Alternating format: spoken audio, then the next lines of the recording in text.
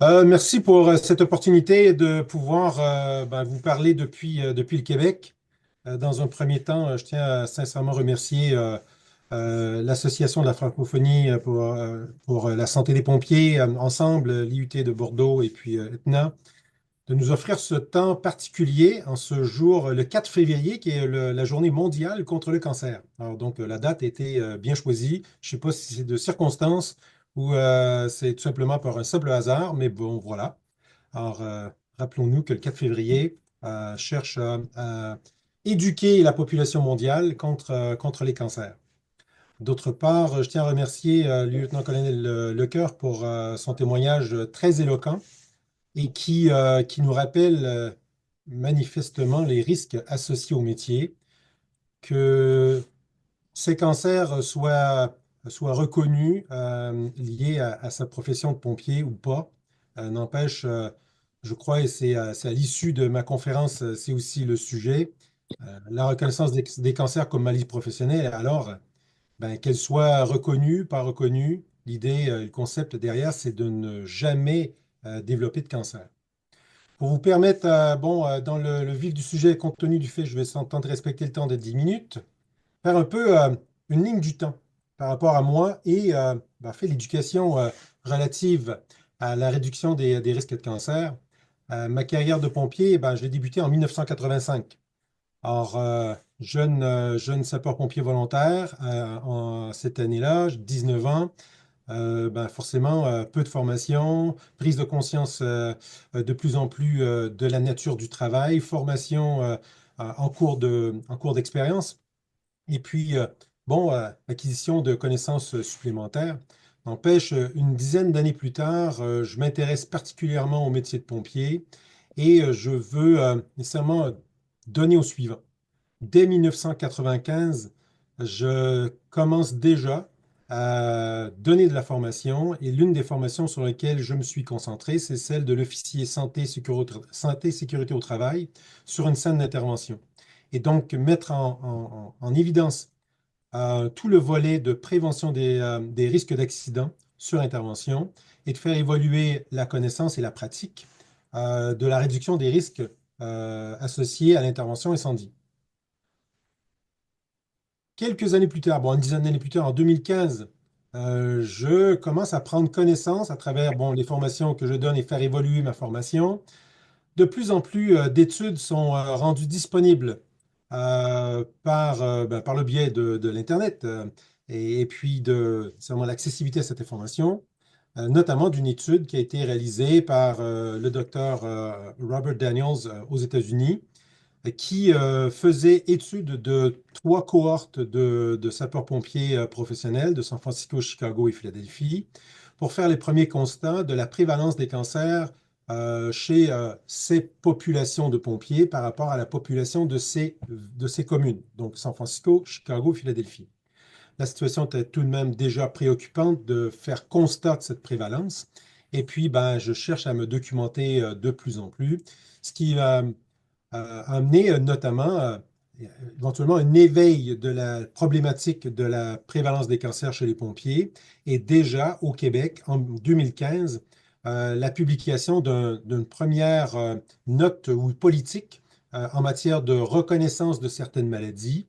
Et notamment en 2015, la Commission de la santé et sécurité au travail, donc l'organisme provincial chargé du volet de santé et sécurité au travail chez les travailleurs québécois, émet une politique qui, déjà à cette année-là, reconnaissait de façon administrative la prévalence de certains cancers et donc reconnaissait administrativement le fait qu'une personne travaillant pompier pouvait développer certaines maladies et sous certaines conditions qui étaient énoncées dans le document. Et sur preuve et démonstration de l'effet que la personne rencontrait ces critères, pouvait obtenir une reconnaissance de son cancer. Toutefois, il faut bien faire la distinction, c'était une reconnaissance administrative et non présomptive. La distinction entre les deux, vous deviez faire preuve du fait qu'il y avait un lien de causalité entre votre maladie et, et votre métier de pompier, ou du moins les expositions qui étaient requises.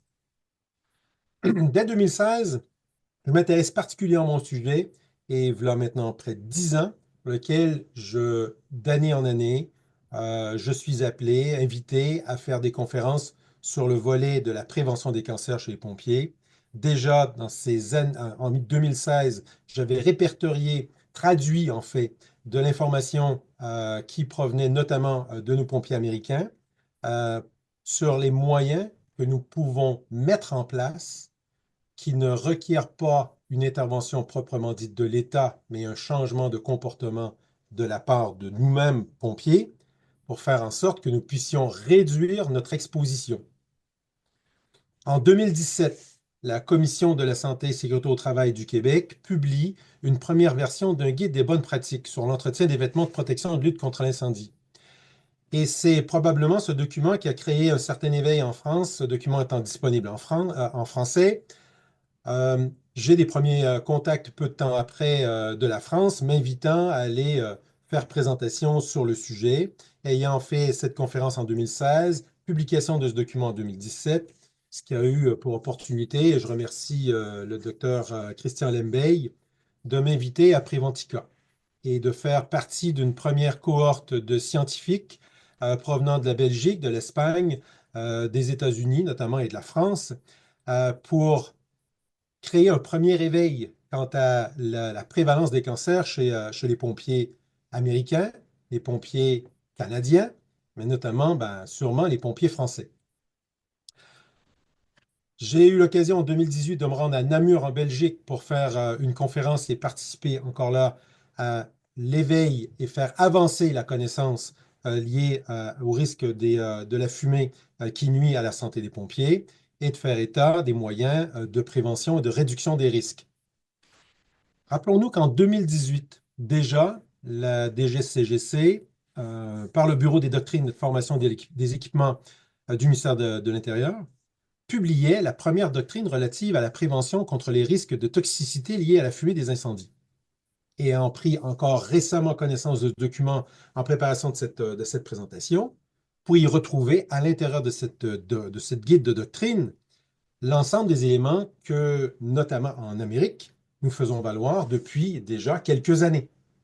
Donc, les mesures préconisées et annoncées à l'intérieur de ce guide de doctrine de 2018 prévalent encore aujourd'hui, parce que la science euh, n'a pas dénié ce qui est déjà des mesures de prévention de base à lesquelles on retrouve à l'intérieur de ces doctrines. Soldats du Feu m'a invité en 2018 et encore là, j'ai répété le même message devant un ensemble de pompiers français. En 2018, je suis invité au Québec à faire une webconférence qui est rendue disponible sur YouTube sur encore là les mêmes moyens de prévention et de réduction des risques de cancer. J'ai contribué à Idealco en 2019 à nouveau à faire une présentation sur la réduction de l'exposition aux contaminants par des moyens simples, encore les mêmes moyens que l'on connaît aujourd'hui. En 2019, je suis invité par le SDIS 76 à faire même présentation sur l'exposition aux fumées et les impacts sur la santé.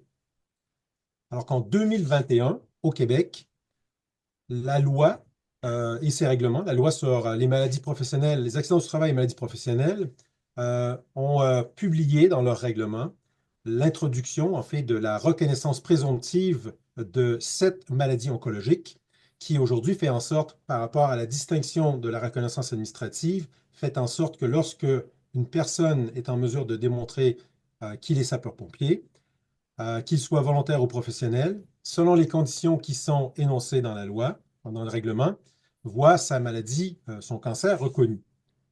Quels sont les avantages d'une reconnaissance professionnelle? En fait, le lieutenant-colonel Lecoeur l'a fait mention. C'est tout le soutien qui entoure le fait que l'on combat une maladie, ben, les pertes financières qui sont associées, les besoins d'assistance et de soutien qui sont nécessaires, ben, le fait d'avoir une reconnaissance professionnelle au Québec, la loi prévoit qu'il y aura un soutien de réparation auprès du pompier cancéreux pour pouvoir lui permettre, à tout le moins, de pouvoir passer un peu plus aisément au travers les dures étapes du combat d'un cancer. En 2022, je suis invité en commission fédérale sur la santé pour accentuer l'effort à amener le gouvernement canadien à reconnaître la prévalence des cancers chez les pompiers, pour voir éventuellement à ce que le gouvernement canadien adopte le projet de loi fixant le cadre national sur la prévention et le traitement des cancers liés à la lutte contre les incendies. Cadre qui a été adopté en juin 2023 et qui offre sur l'ensemble du pays, donc qui a influence sur les 10 provinces, ce cadre-là qui viendra soutenir la recherche, émettre des recommandations sur le dépistage, promouvoir les échanges de renseignements et de connaissances, cibler les besoins professionnels en matière de santé, de promouvoir la recherche et améliorer les collectes de données et assurer une veille internationale sur les normes et les pratiques de prévention. Ceci pourrait nous amener à avoir un meilleur état de conscience et de connaissance et qui sera en mesure de mieux nous aider à faire face à cette réalité qui est encore aujourd'hui sans cesse en croissance.